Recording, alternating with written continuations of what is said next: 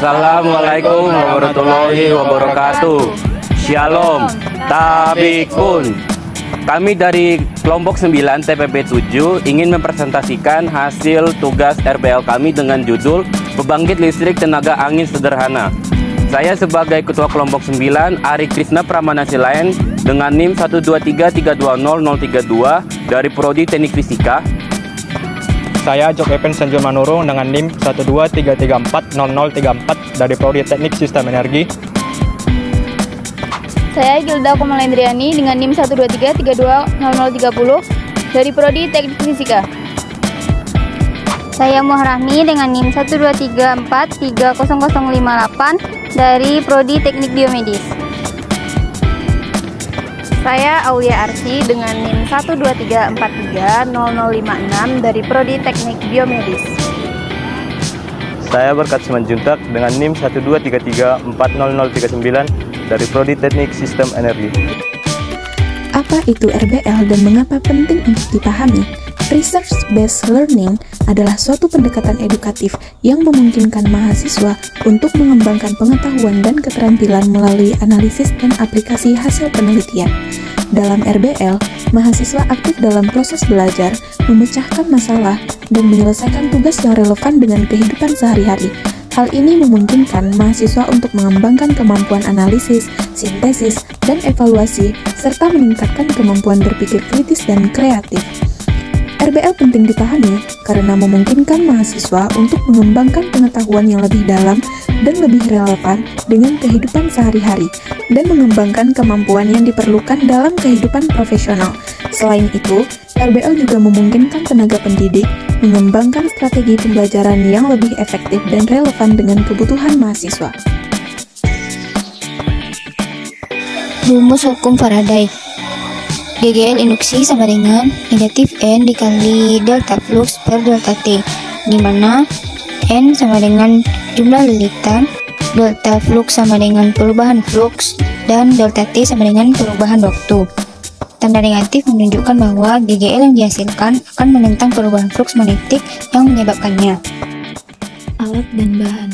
Alat dan bahan terdiri dari kumparan, lampu, besi pemutar, magnet, dan botol bekas. Kumparan sendiri adalah komponen penting dalam pembangkit listrik tenaga angin yang berfungsi sebagai bagian dari generator listrik. Kumparan digunakan untuk mengkonveksi energi kinetik dari putaran turbin angin menjadi energi listrik. Lampu sendiri berfungsi sebagai perangkat penerima akhir yang menggunakan listrik yang dihasilkan oleh generator untuk menghasilkan cahaya. Lampu menerapkan prinsip hukum Faraday untuk mengubah energi listrik menjadi energi cahaya. Besi digunakan untuk pemutar turbin dan penyangga magnet dalam generator. Magnet memiliki peran penting dalam proses konversi energi angin menjadi energi listrik. Magnet sendiri digunakan untuk menciptakan medan magnet yang stabil. Dan botol bekas digunakan sebagai bagian dari turbin angin. Pada proses pembuatan dibagi menjadi beberapa tahap. Tahap pertama, siapkan komponen-komponen yang dibutuhkan, yaitu magnet, botol bekas, kumparan, lampu, dan besi. Tahap kedua, potong botol bekas, bagian atasnya dipotong seperti bentuk turbin, bagian bawahnya untuk badannya. Tahap ketiga, lubangi botol tersebut, kemudian masukkan besi ke botol. Tahap keempat, pada ujung besi, pasang kincir yang terbuat dari botol bekas yang sudah dibuat. Tahap kelima, masukkan magnet ke dalam botol yang terhubung dengan besi. Tahap keenam, lilitkan kumparan di sekeliling botol bagian luar untuk membentuk GGL induksi.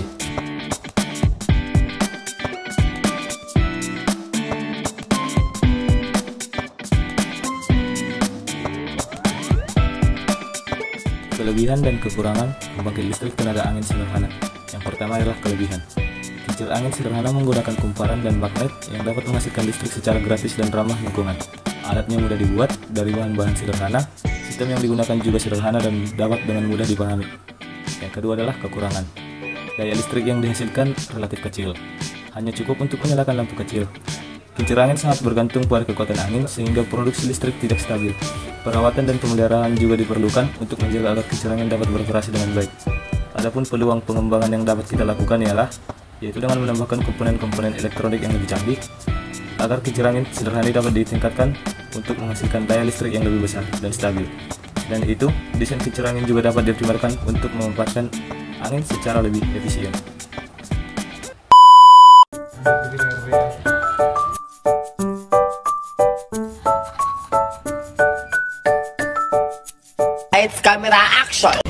Assalamualaikum warahmatullahi wabarakatuh.